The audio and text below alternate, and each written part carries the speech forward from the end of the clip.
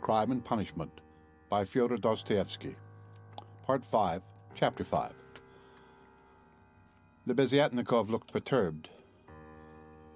"I've come to you, Sofya Semyonovna," he began. "Excuse me, I thought I should find you," he said, addressing Raskolnikov suddenly. "That is, I didn't mean anything of that sort, but I just thought Katerina Ivanovna has gone out of her mind," he blurted out suddenly, turning from Raskolnikov to Sonia.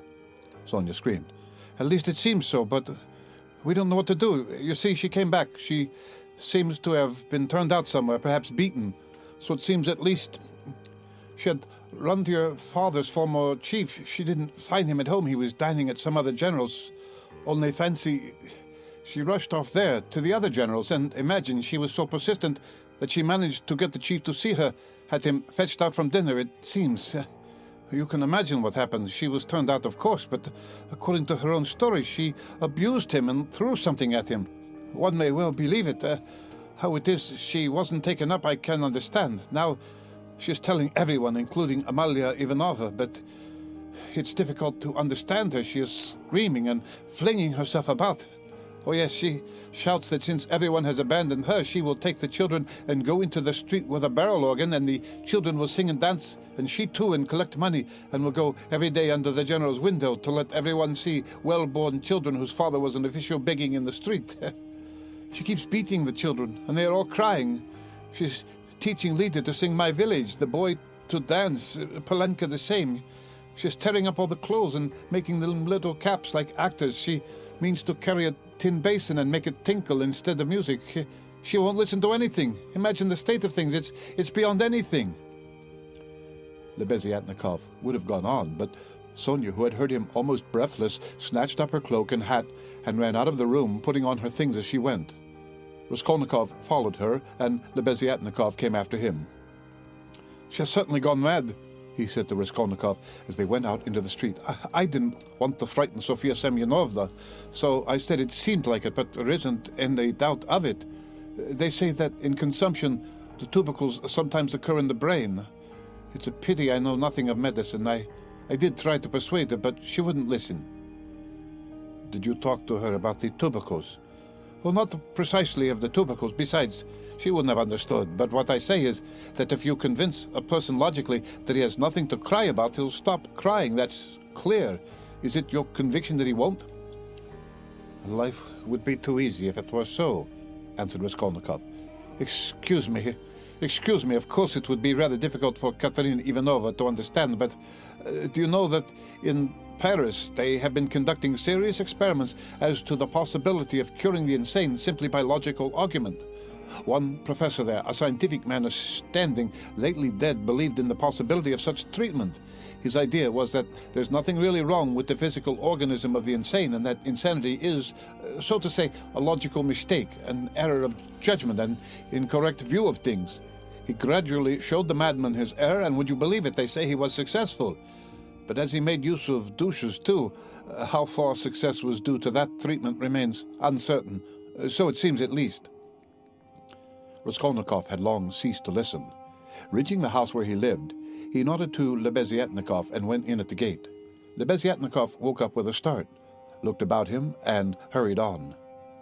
Raskolnikov went into his little room and stood still in the middle of it. Why had he come back here? He looked at the yellow and tattered paper, at the dust, at his sofa. From the yard came a loud, continuous knocking. Someone seemed to be hammering. He went to the window, rose on tiptoe, and looked out into the yard for a long time with an air of absorbed attention. But the yard was empty, and he could not see who was hammering. In the house on the left he saw some open windows. On the windowsills were pots of sickly-looking geraniums. Linen was hung out of the windows. He knew it all by heart. He turned away and sat down on the sofa. Never had he felt himself so fearfully alone. Yes, he felt once more that he would perhaps come to hate Sonia, now that he had made her more miserable. Why had he gone to her to beg for her tears? What need had he to poison her life? Oh, the meanness of it! "I will remain alone," he said resolutely, "and she shall not come to the prison." 5 minutes later he raised his head with a strange smile. That was a strange thought. Perhaps it really would be better in Siberia. he thought suddenly. He could not have said how long he sat there with vague thoughts surging through his mind. All at once the door opened and Dunya came in. At first she stood still and looked at him from the doorway, just as he had done at Sonia. Then she came in and sat down in the same place as yesterday, on the chair facing him. He looked silently and almost vacantly at her. "Don't be angry, brother. I've only come for 1 minute," said Dunya. Her face looked thoughtful, but not stern. Her eyes were bright and soft. He saw that she, too, had come to him with love. "Brother, now I know all. Dmitri Prokofiev has explained and told me everything. They are worrying and persecuting you through a stupid and contemptible suspicion. Dmitri Prokofiev told me that there is no danger and that you are wrong in looking upon it with such horror. I don't think so, and I fully understand how indignant you must be, and that indignation may have a permanent effect on you. That's what I am afraid of. As for your cutting yourself off from us, I don't judge you. I don't venture to judge you, and forgive me for having blamed you for it. I feel that I, too, if I had so great a trouble, should keep away from everyone. I shall tell Mother nothing of this, but I shall talk about you continually, and shall tell her from you that you will come very soon. Don't worry about her. I will set her mind at rest, but don't you try her too much. Come once at least. Remember that she is your mother. And now I have come simply to say," Dunya began to get up, "that if you should need me, or should need all my life, or anything, call me and I'll come. Goodbye." She turned abruptly and went towards the door. "Dunya," Raskolnikov stopped her and went towards her, "that Razumihin, Dmitri Prokofiev, is a very good fellow." Dunya flushed slightly. "Well?" she asked, waiting a moment. "He is competent, hard-working, honest, and capable of real love. Goodbye, Dunya." Dunya flushed crimson. Then suddenly she took alarm. "But what does it mean, brother? Are we really parting forever, that you give me such a parting message?" "Never mind. Goodbye." He turned away and walked to the window. She stood a moment, looked at him uneasily, and went out troubled.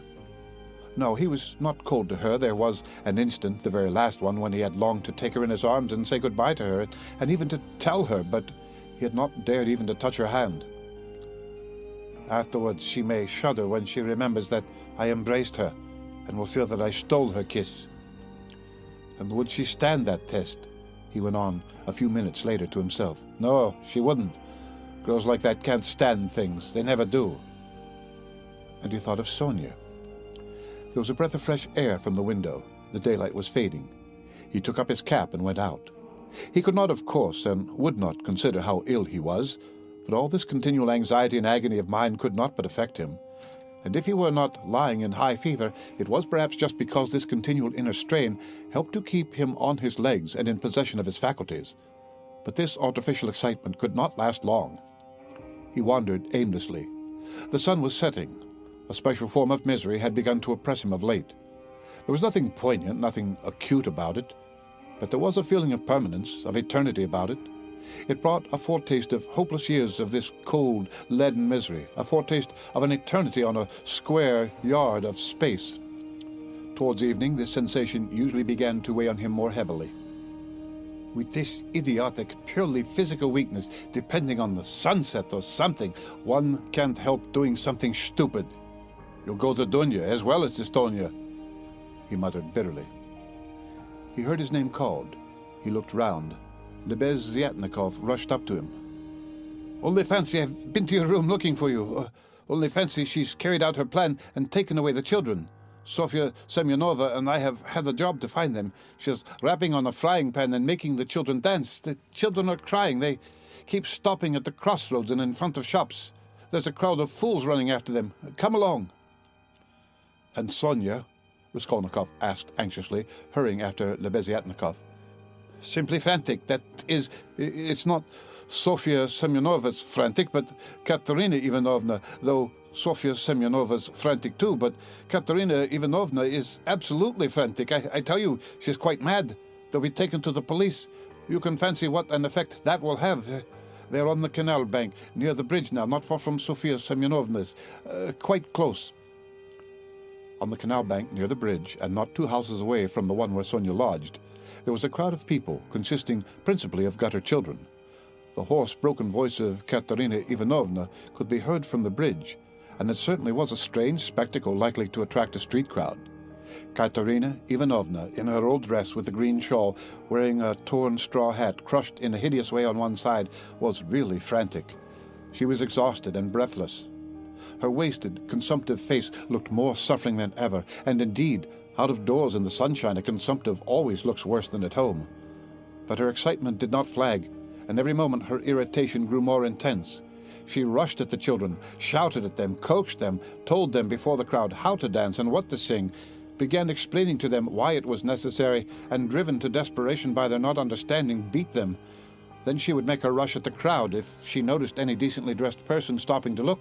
She immediately appealed to him to see what these children from a genteel, one may say aristocratic house had been brought to. If she heard laughter or jeering in the crowd, she would rush at once at the scoffers and begin squabbling with them. Some people laughed. Others shook their heads, but everyone felt curious at the sight of the madwoman with the frightened children. The frying pan of which Lebeziatnikov had spoken was not there, at least Raskolnikov did not see it. But instead of rapping on the pan, Katerina Ivanovna began clapping her wasted hands when she made Lida and Kolya dance and Polenka sing. She too joined in the singing, but broke down at the second note with a fearful cough which made her curse in despair and even shed tears. What made her most furious was the weeping and terror of Kolya and Lida. Some effort had been made to dress the children up as street singers are dressed. The boy had on a turban made of something red and white to look like a Turk. There had been no costume for Lida. She simply had a red knitted cap, or rather a nightcap, that had belonged to Marmeladov, decorated with a broken piece of white ostrich feather, which had been Katerina Ivanovna's grandmother's and had been preserved as a family possession. Polenka was in her everyday dress. She looked in timid perplexity at her mother and kept at her side, hiding her tears. She dimly realized her mother's condition and looked uneasily about her. She was terribly frightened of the street and the crowd. Sonia followed Katerina Ivanovna, weeping and beseeching her to return home. But Katerina Ivanovna was not to be persuaded. "Leave off, Sonia! Sonia, leave off!" she shouted, speaking fast, panting and coughing. "You don't know what you ask. You are like a child. I've told you before that I'm not coming back to that drunken German. Let everyone, let all Petersburg see the children begging in the streets, though their father was an honorable man who served all his life in truth and fidelity, and, one may say, died in the service." Katerina Ivanovna had by now invented this fantastic story and thoroughly believed it. "Let that wretch of a general see it. And you're silly, Sonia. What have we to eat? Tell me that. We have worried you enough." "I won't go on so. Ha! Rodion Romanovich, is that you?" she cried, seeing Raskolnikov, and rushing up to him. "Explain to this silly girl, please, that nothing better could be done.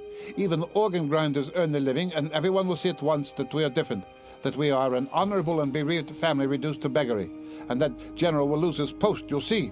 We shall perform under his windows every day, and if the Tsar drives by, I'll fall on my knees, put the children before me, show them to him, and say, 'Defend us, Father.' He is the father of the fatherless. He is merciful. He'll protect us, you'll see. And that wretch of a general. Leader! Tenez-vous traite. Kolya, you'll dance again. Why are you whimpering? Whimpering again? What are you afraid of, stupid? Goodness, what am I to do with them, Rodion Romanovich? If you only knew how stupid they are. What's one to do with such children?" And she, almost crying herself, which did not stop her uninterrupted, rapid flow of talk, pointed to the crying children. Raskolnikov tried to persuade her to go home, and even said, hoping to work on her vanity, that it was unseemly for her to be wandering about the streets like an organ grinder, as she was intending to become the principal of a boarding school. "A boarding school? Ha, ha, ha! A castle in the air!" cried Katerina Ivanovna, her laugh ending in a cough. "No, Rodion Romanovich, that dream is over. All have forsaken us. And that general, you know, Rodion Romanovich, I threw an inkpot at him. It happened to be standing in the waiting room by the paper where you sign your name. I wrote my name, threw it at him, and ran away. Oh, the scoundrels, but enough of them. Now I'll provide for the children myself. I won't bow down to anybody. She has had to bear enough for us." She pointed to Sonia. "Polenka, how much have you got? Show me." "What, only 2 farthings? Oh, the mean wretches. They give us nothing. Only run after us, putting their tongues out there. What is that blockhead laughing at? She pointed to a man in the crowd. It's all because Kolya here is so stupid. I have such a bother with him. What do you want, Polenka? Tell me in French. Parlez-moi français. Why, I've taught you know some phrases. Else, how are you to show that you're of good family, well brought up children, and not at all like other organ grinders? We aren't going to have a Punch and Judy show on the street, but to sing a genteel song. Ah, yes. What are we to sing? You keep putting me out, but you see, we're standing here, Rodion Romanovich, to find something to sing and get money, something Kolya can dance to for... As you can fancy, our performance is all impromptu. We must talk it over and rehearse it all thoroughly, and then we shall go on to Nevsky, where there are far more people of good society, and we shall be noticed at once. Lida knows my village only, nothing but my village, and everyone sings that. We must sing something far more genteel. Well, have you thought of anything, Polenka? If only you'd help your mother. My memory's quite gone, or I should have thought of something. We really can't sing en hussar. Ah, let us sing in French. Sing so. I have taught it to you. I have taught it to you, and as it is in French, people will see at once that you are children of good family, and that will be much more touching. You might sing Marlborough's On Va-t-en-Guerre, for that's quite a child's song, and is sung as a lullaby in all the aristocratic houses. Marlborough son Va-t-en-Guerre, ne sait qu'on reviendra, she began singing. But no, better sing so. Now, Kolya, your hands on your hips. Make haste, and you, Lida, keep turning the other way, and Polenka and I will sing and clap our hands. Sing so, pour monter notre ménage. Set your dress straight, Polenka. It slipped down on your shoulders, she observed, panting from coughing. Now it's particularly necessary to behave nicely and genteelly, that all may see that you are well-born children. I said at the time that the borders should be cut longer and made of 2 widths. It was your fault, Sonia, with your advice to make it shorter, and now you see the child is quite deformed by it. Why, you're all crying again. What's the matter, stupids? Come, Kolya, begin. Make haste. Make haste. Oh, what an unbearable child. Sing Sue, or a policeman again. What do you want? A policeman was indeed forcing his way through the crowd. But at that moment, a gentleman in civilian uniform and an overcoat, a solid-looking official of about 50 with a decoration on his neck, which delighted Katerina Ivanovna and had its effect on the policeman, approached and without a word handed her a green 3-ruble note. His face wore a look of genuine sympathy. Katerina Ivanovna took it and gave him a polite, even ceremonious bow. I thank you, honored sir, she began loftily. The causes that have induced us... Take the money, Polenka. You see, there are generous and honorable people who are ready to help a poor gentlewoman in distress. You see, honored sir, these orphans of good family, I might even say of aristocratic connections, and that wretch of a general sat eating grouse and stamped at my disturbing him. Your Excellency, I said, protect the orphans, for you knew my late husband, Semyon Zaharovich, and on the very day of his death, the basis of scoundrel slandered his only daughter, that policeman again. Protect me, she cried to the official. Why is that policeman edging up to me?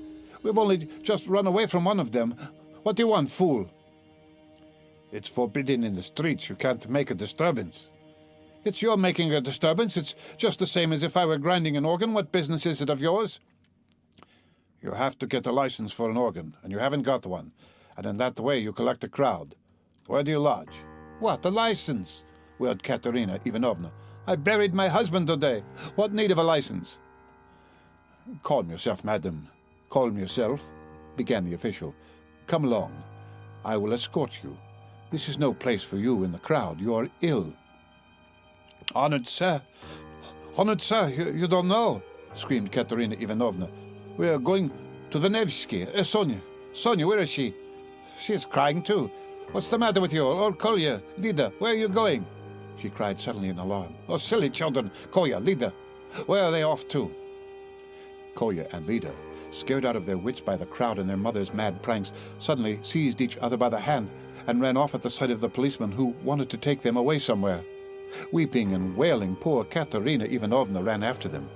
She was a piteous and unseemly spectacle as she ran, weeping and panting for breath. Sonia and Polenka rushed after them. Bring them back! Bring them back, Sonia! Oh, stupid, ungrateful children! Polenka, catch them! It's for your sakes She stumbled as she ran and fell down. She's cut herself.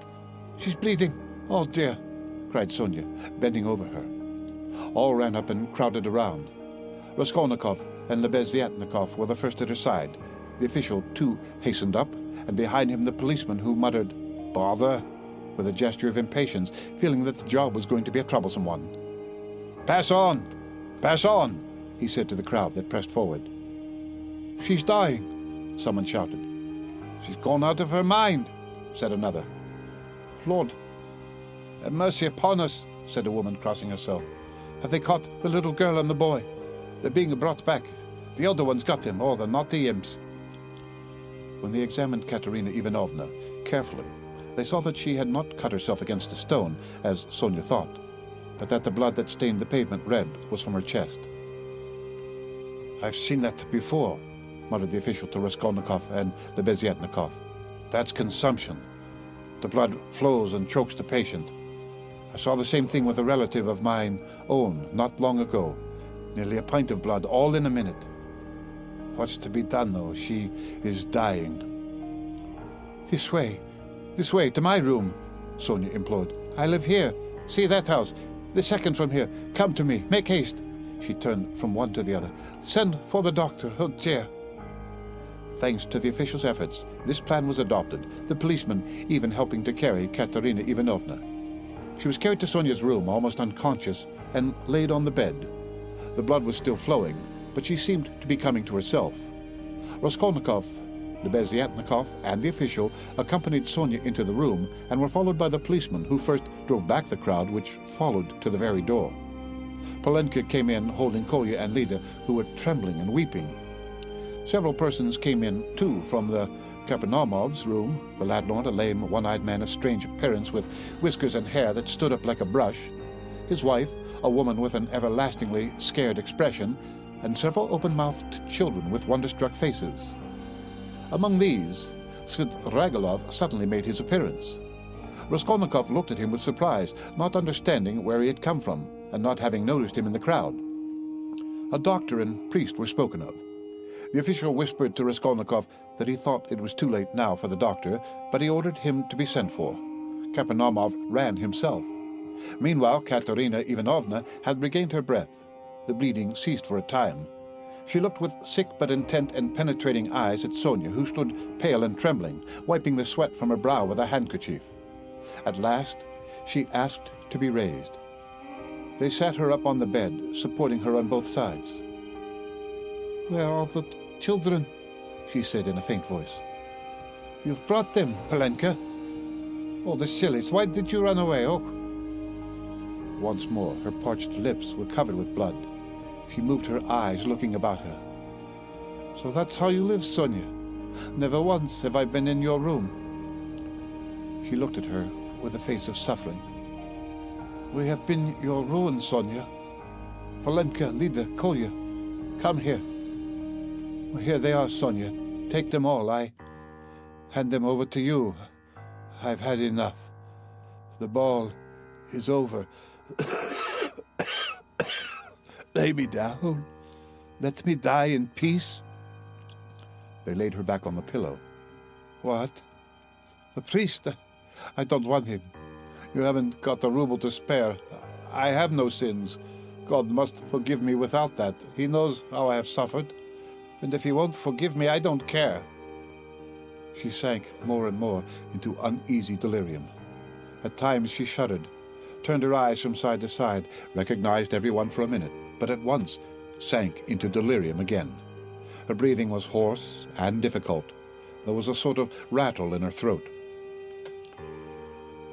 "I said to him, Your Excellency," she ejaculated, gasping after each word, "that Amalia Ludwigova, Lida, Kolya, hands on your hips, make haste, glissez, glissez, pas de basque, tap with your heels, be a graceful child, du hast Diamanten und Perlen." What next? That's the thing to sing. du hast de schönste Augen Madchen was willst du mehr? Oh, what an idea. What willst du mehr? What things the foolish invents. Ah, yes. In the heat of midday in the Vale of Dagestan. Oh, how I loved it. I loved that song to distraction, Polenka. Your father, you know, used to sing it when we were engaged. Oh, those days. Oh, that's the thing for us to sing. How does it go? I've forgotten. Remind me. How was it? She was violently excited and tried to sit up. At last, in a horribly hoarse, broken voice, she began shrieking and gasping at every word with a look of growing terror. In the heat of midday, in the Vale of Dagestan, with lead in my breast. Your Excellency, she wailed suddenly, with a heart-rending scream and a flood of tears, protect the orphans. You may have been their father's guest. One may say aristocratic. She started, regaining consciousness, and gazed at all with a sort of terror, but at once recognized Sonia. Sonia? Sonia? She articulated softly and caressingly, as though surprised to find her there. Sonia? Darling, are you here too? They lifted her up again. Enough. It's over. Farewell, poor thing. I am done for. I am broken, she cried, with vindictive despair, and her head fell heavily back on the pillow. She sank into unconsciousness again, but this time it did not last long. Her pale, yellow-wasted face dropped back. Her mouth fell open. Her leg moved convulsively. She gave a deep, deep sigh and died. Sonia fell upon her, flung her arms about her, and remained motionless with her head pressed to the dead woman's wasted bosom.